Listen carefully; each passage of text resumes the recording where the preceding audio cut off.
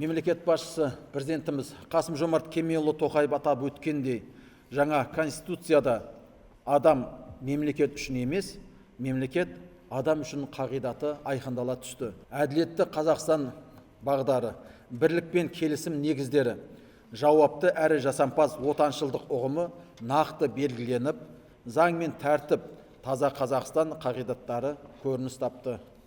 Ата заңның жобасы Конституциялық сот ғимаратында дайындалғанның үлкен символдық мәні бар. Өйткені бұл орган ата заңның жоғары тұруын, оның мызғымастығын қамтамасыз ету үшін арнайы құрылған институт болып табылады.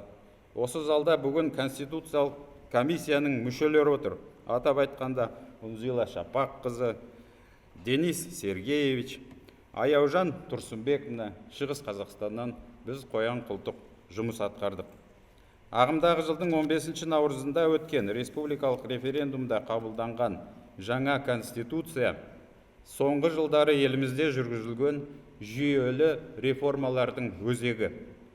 Тәуелсіздік таңынан бастап қол жеткізілген табыстарымызды және алда тұрған міндеттерді қорытындылау бойынша көп жылғы жұмыстың нәтижесінде ата заңымызда Қазақстанның одан әрі конституциялық даму жолын айқындайтын жан-жақты ойластырылған шешімдер бекітілді.